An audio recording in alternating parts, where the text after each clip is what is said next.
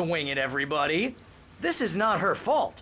She's a very nice girl and, more importantly, a fan. She even has a fan site dedicated to you. And she was very helpful when I was looking for you. Seriously, Al, what you were saying in the car, just listen to yourself. What, you shot a guy and his body just disappeared? When was the last time you slept? Are you high? Have you been drinking? No! Look, Barry, I'm missing a week, and someone's got Alice. Do and you everything's understand what it sounds like when you say stuff like that? Don't get me wrong, it's a good story, could be a bestseller. But when you start confusing fiction with reality, you're buying yourself a ticket to the funny farm. Wait here.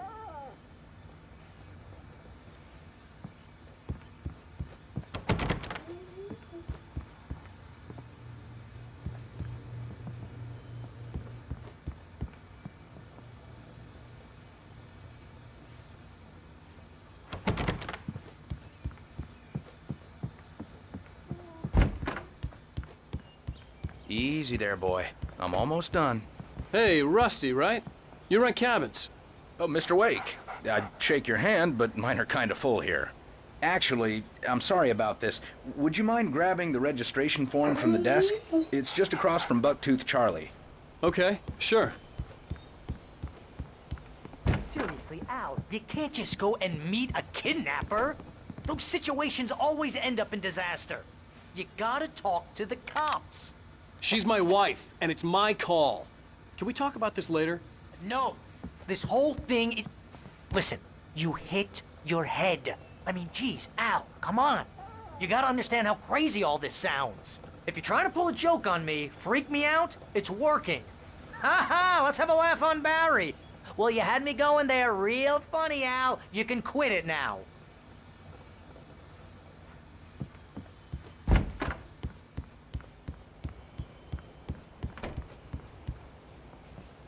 I think this is the form you wanted. And here are the keys. Okay, you're all set, Mr. Wake. Glad to have you staying here. Thanks. Can you tell me how to get to Lover's Peak? Oh, sure. It's at the end of the nature trail. Just follow the paths, you'll get to it eventually. It's an easy walk. Nice spot, too. If you have any trouble finding it, just keep your eyes on the radio mast. It's right below that. Look, Al, you're asking me to believe that you shot a dude who went poof into thin air, a guy who was bulletproof until you pointed a flashlight at him. You hear that from people who end up spending time in padded rooms, strapped to their beds, wearing white shirts with too long tangled up sleeves, and eating a healthy diet of pills. Al, you make cruel jokes about people who believe that kind of stuff. You're the skeptic. You gave me an hour-long lecture on homeopathy last month. What was it? If there's no proof, it's pure bullshit. Period. Guess the laugh's on me then. Al, come on! I mean, okay, maybe something weird happened to you, okay? Well, thanks for the heartfelt vote of confidence. All I'm saying is you gotta throw me a bone here, bestseller. What would you think if it was me? There's no way you should be going out at midnight with a gun. No one asked you to come here, Barry. Either work with me on this or go straight back to New York. Your choice.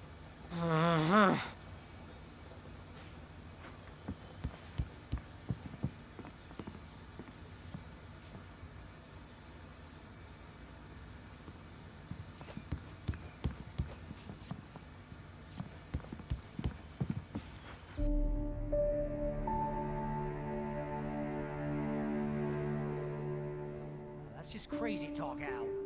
Al? Al? We should go to the sheriff or call the FBI. Damn it, Barry, they'll kill her! This is not a goddamn debate, Barry. I'm going to Lover's Peak. He said to come alone. Okay then. I understand. You're my best friend and I'm worried that you're not right in the head. Tell me what to do to help and I'll do it. You stay here, and if I'm not back by morning, call the cavalry. Achoo! Achoo! Just be careful with the natives, Al. These yokels are dangerous. Everybody hates a tourist, or it'll be Deliverance all over again. Achoo! Bless you. Oh, this place is trying to kill me. I'll bet there's mold in here, spores, poison ivy, God knows what. This is so not worth a 15% commission.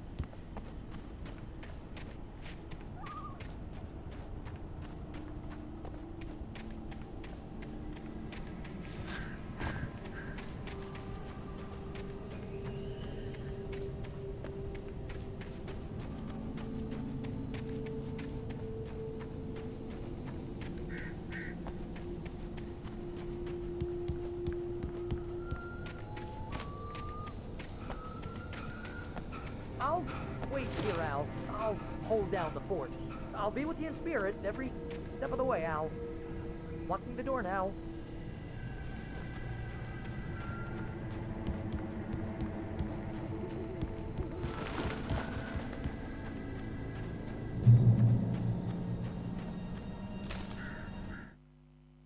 Barry had never gotten along with Alice, but he knew Alan loved her with an almost frightening intensity. And now something had happened to Alice. And here was Al armed with a gun and saying things people got put in padded cells for. It was as if his friend had experienced a massive psychotic episode and was now totally disconnected from reality. It scared the shit out of Barry.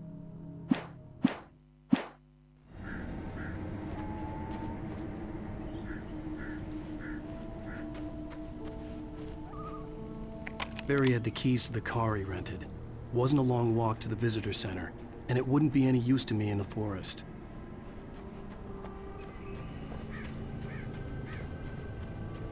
I knew I should have gone to the cops. This wasn't the smartest thing I'd ever done, but I was still angry with Barry for trying to talk me out of it. These people had called me right in the sheriff's station. The cops wouldn't scare them, and they had Alice.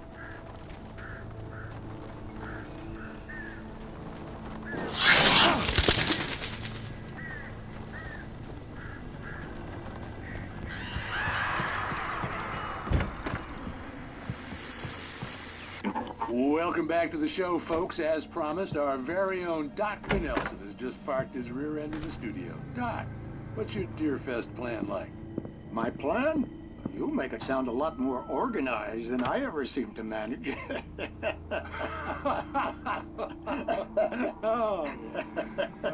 No plan, really. Just taking the atmosphere. I'm getting a little too rickety to do much more than that, you know. Oh, tell me about it. No sack race for us older gentlemen, huh? Yes, exactly, Pat. But I'm going to check out the parade, of course. And I'll be one of the pie contest judges, too.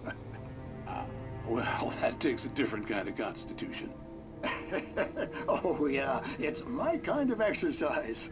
Now, Doc, seriously, you're in pretty good shape, though. You're the outdoors type. I know for a fact you're an avid fisherman. That's right. Matter of fact, just caught a heck of a largemouth bass early this morning. But you're not taking part in the fishing contest? No, not this year. See, Pat, I'm just not that competitive anymore. Now I just like to take my time and enjoy the peace of it. It's no fun if I need to worry about what I'm catching, you know? Considering your track record, the participants are probably pretty happy you feel that way. Well, Pat, that's kind of you to say.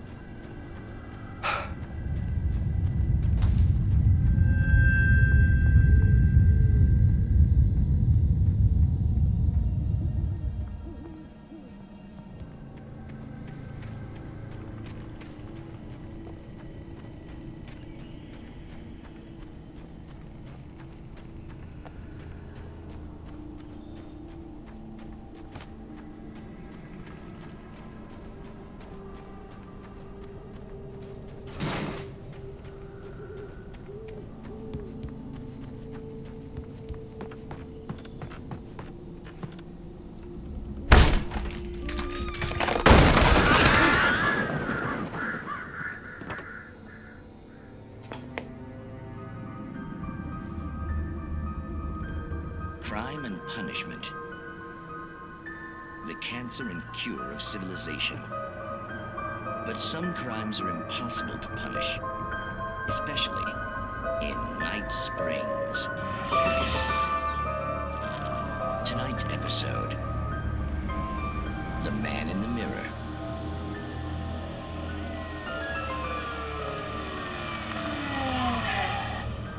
He's inside, Agent. He's a weird one.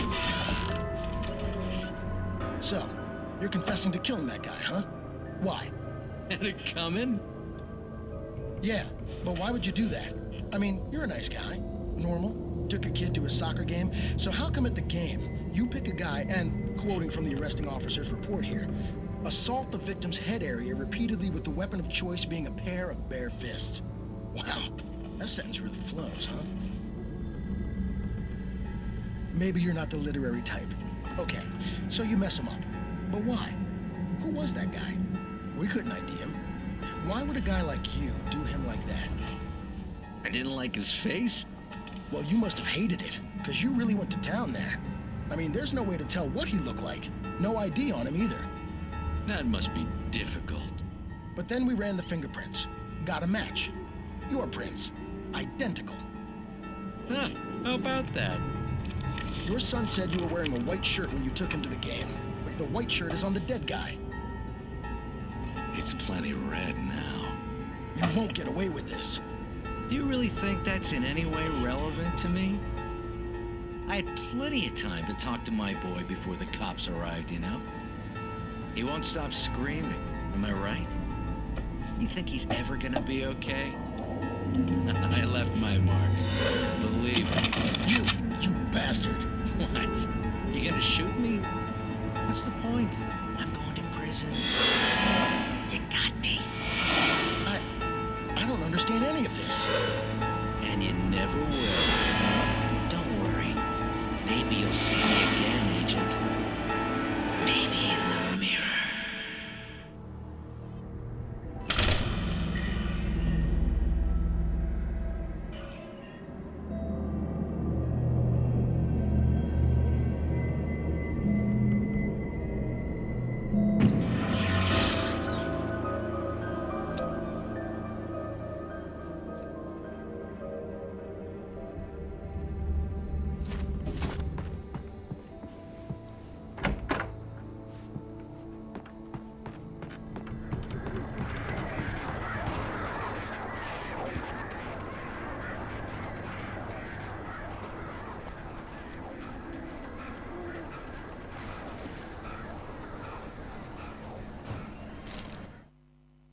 The air in the visitor center was heavy with an awful smell, as if some rotten drowned thing had crawled up from its grave. Rusty kept coughing blood. My eyes were drawn to the twisted shape of his broken leg. The attack had been vicious. Max whined in his cage.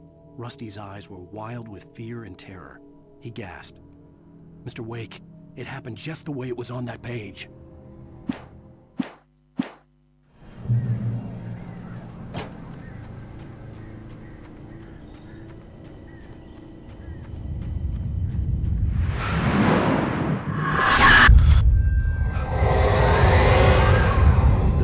Left me weak. This was no head injury.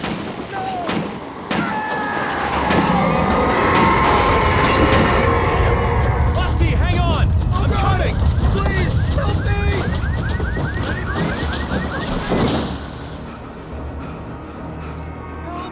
Help me! Can you hear me? Anyone! Please help! Hello? Back here! I'm back here! Hey! Mr. Wake? Oh, hell. It happened just the way it was on that page. I found. Came true. It knew. So dark. It'll come back for me. You must. The lights. In the office. I have the key. Okay, Rusty. Hang on. I'll be right back. Whatever did this couldn't be far. Rusty had found a page from the manuscript. It would help me understand what had happened.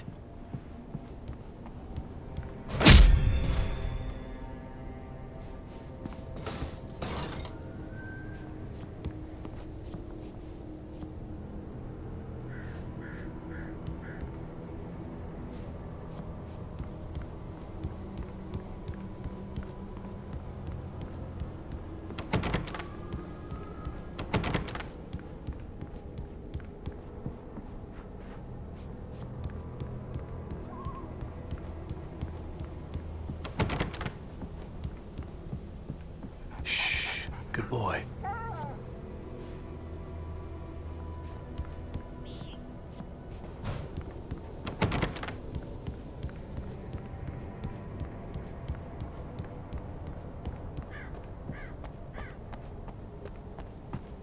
The only way to make sure that Rusty was safe was to get the power running and the lights back on.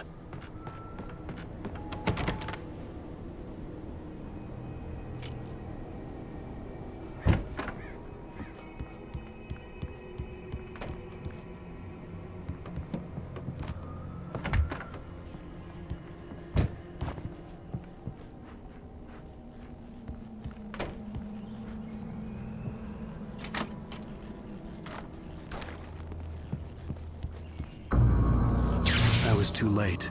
Someone had destroyed the circuit breaker. There was no way to get the lights back on. Rusty! Rusty! At the last instant, I changed direction and threw myself down. The axe splintered the trunk of a tree. I stumbled into the pool of bright light. My lungs burned. I was too exhausted to move. I tensed as I waited for the killing blow, but it never came. I raised my head. Nothing moved in the darkness beyond. For the moment, bathed in the cold light, I was safe.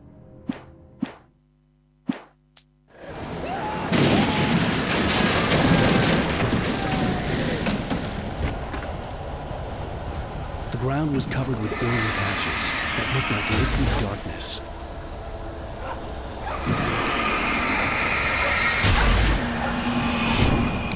Hunters need hunting licenses.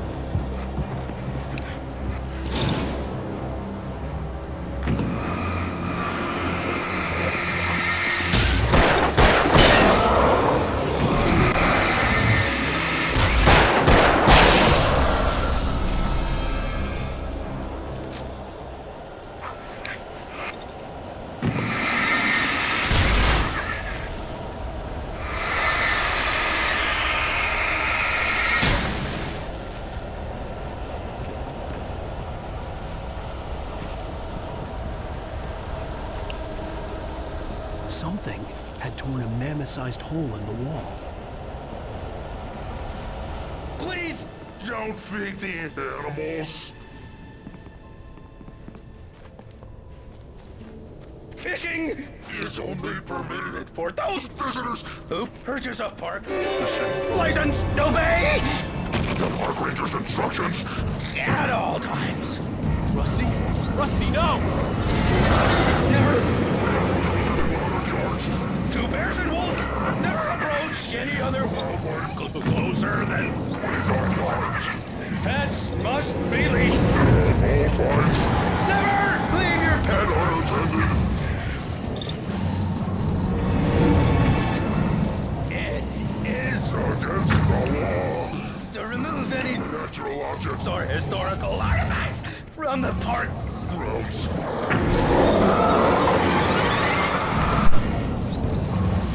This includes even blueberry or even simple berries.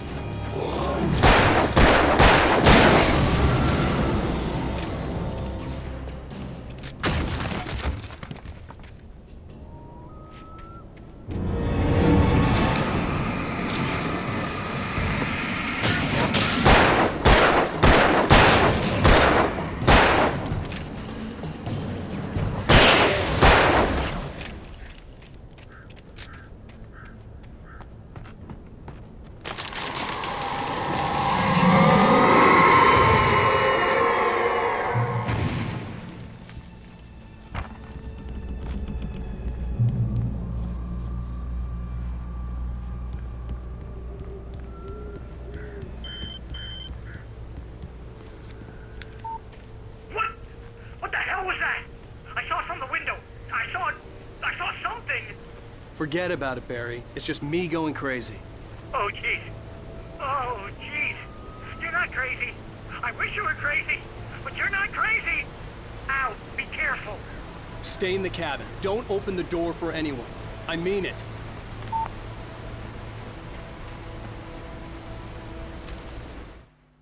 In that last instant of consciousness, Rusty thought about Rose.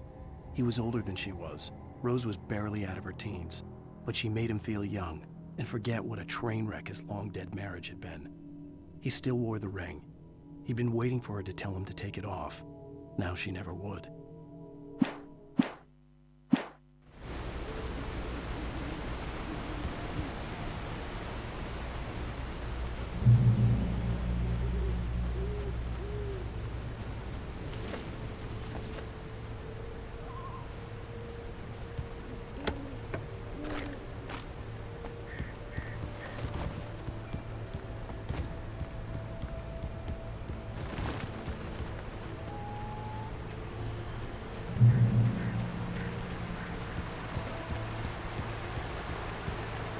Lover's Peak was at the far end of the nature trail.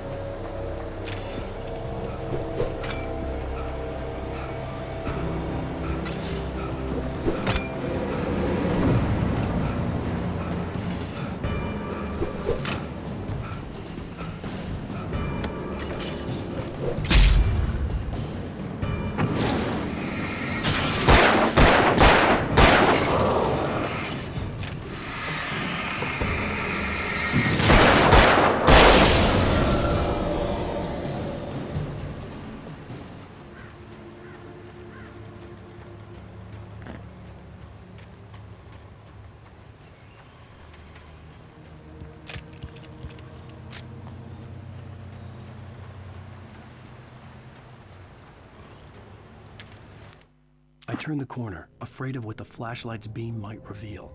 Suddenly, a roughly painted symbol of a torch glowed in the light. Behind it, hidden by a rock, sat a battered metal trunk. It was here for a reason, packed with supplies, batteries, flares, ammo, things you need to make it through the darkness of the night. Something left behind by someone who knew what I knew, and more.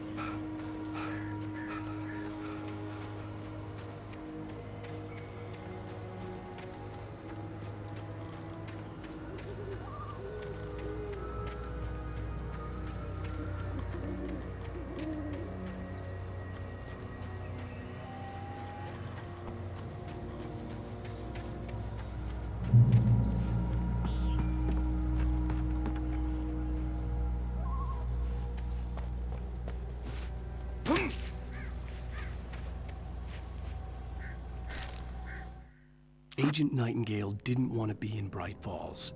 These little communities revolted him, and he didn't like the trees or the coffee. He now knew that impossible horrors lurked behind the storefronts and smiles.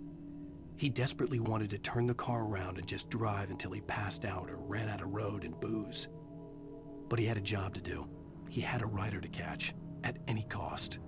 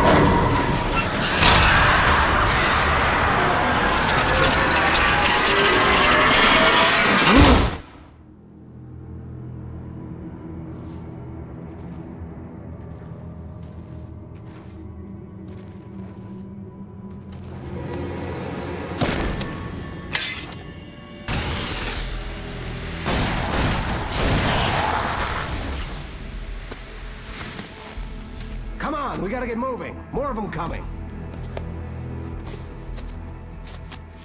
That flashlight's kid stuff. The flares will keep the bastards away.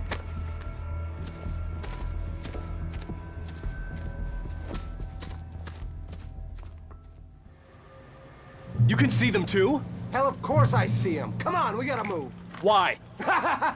Because that's the way the story goes. Yeah, but... Let's move! I lost my gun back there. Oh, I've got a gun.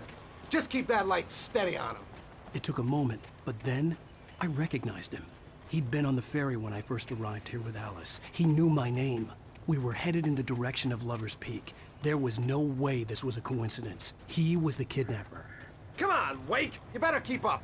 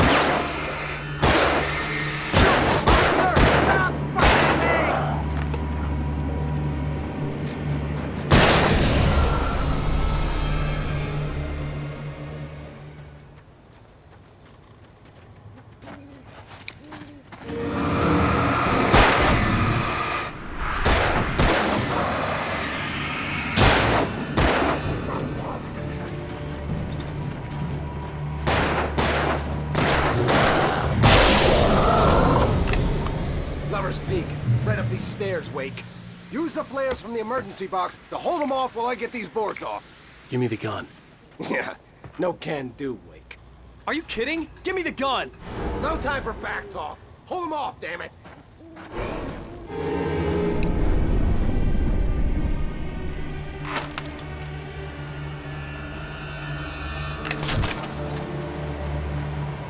Just a little longer. Scare them off.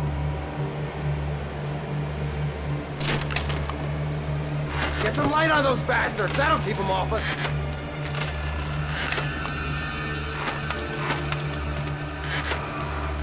Just a little longer. I almost got it. Okay, it's open. Move it or lose it.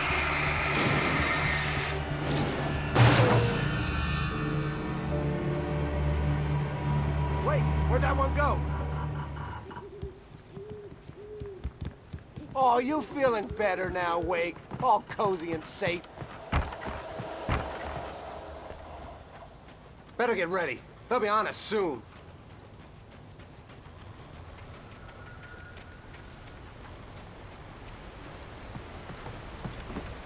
This is it, Wake. The last stand. There's more flares here. Get ready. We fight them as long as they keep coming. Give me the goddamn gun! They're coming! That's not how this goes. Get with the program, Wake.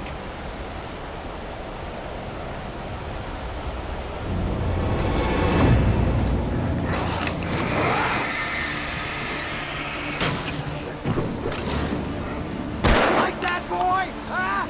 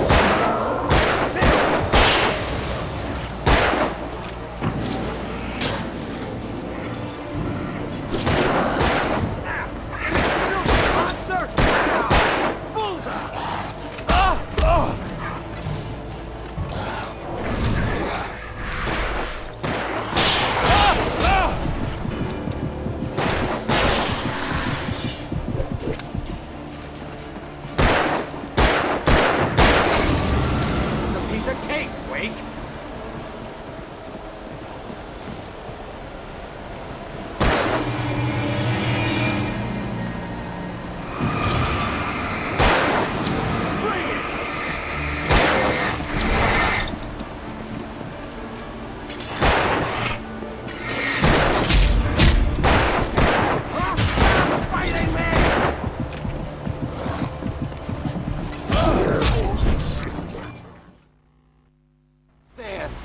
More flares here. Get ready. We fight them as long as they keep coming. Give me the goddamn gun! They're coming!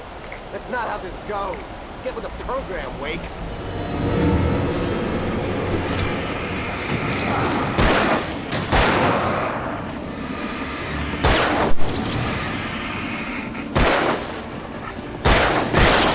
Like that, boy?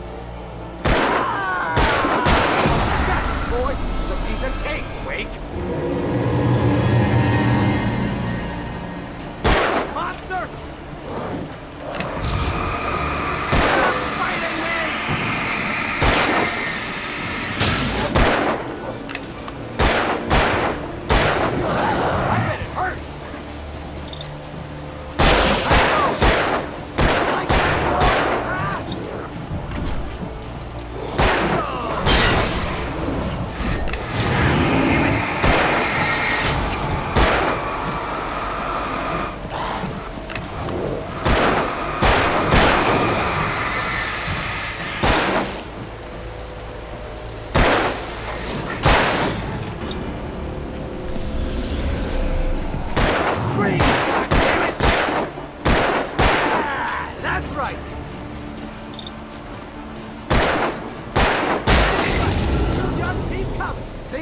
Nothing to it. Let's cut the act now. Where's my wife? I knew you were gonna say that. I read it all before. You're a hell of a writer. Congratulations.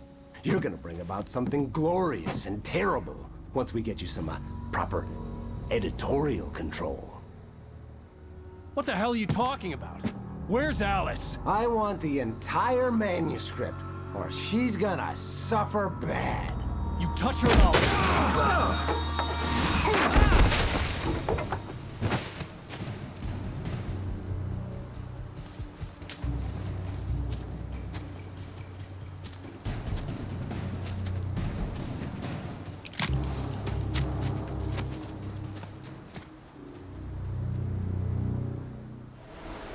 You're gonna give me the manuscript, or you'll be sorry. No! Come back here! I swear I'll kill you if you hurt Alice! Do you hear me? Come back here!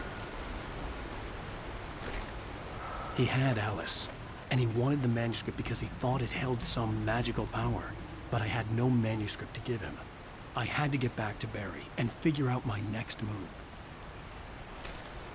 On more than one occasion, Alice had tried to explain to me how it felt to be afraid of the dark. To her, darkness wasn't simply the absence of light, but something more tangible than that. It was something you could touch and feel. Worse than that, it was something with a mind of its own, something malicious and malign. For her, things changed when they were wrapped in darkness. They turned into something else, something foreign, and nothing was safe or innocent anymore. I'd never really understood what she meant, until now.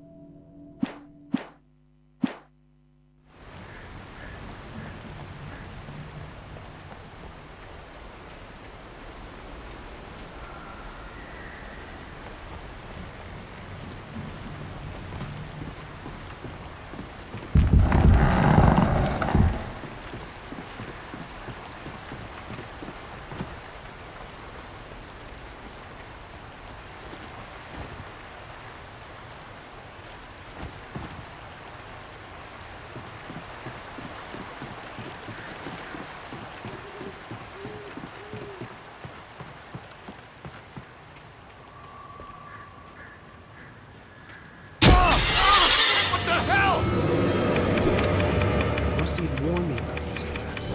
It hurt like hell. This step.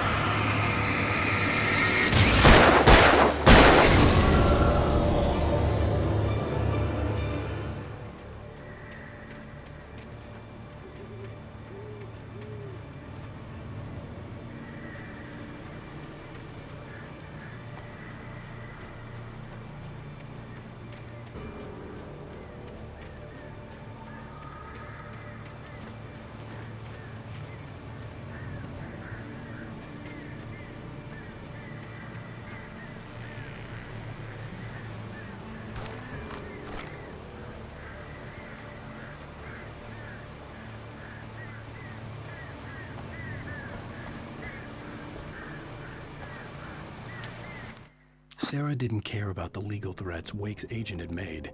She let Wake go without argument, because there was something about him she couldn't quite put her finger on, something that reminded her of her father. She didn't think Wake would hurt his wife. Then she thought about the way he waded into Hartman, that hair-trigger rage flaring up without warning.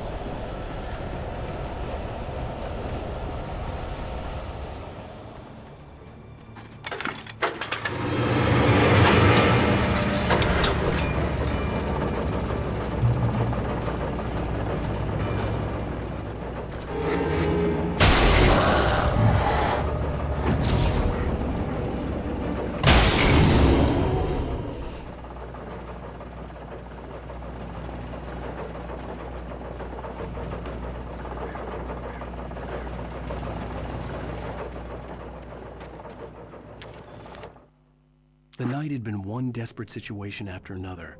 I was exhausted, and my body felt as though it had been chewed up and spat out. The flashlight was heavy in my hand, and each pull of the trigger sent a painful shock up my arm.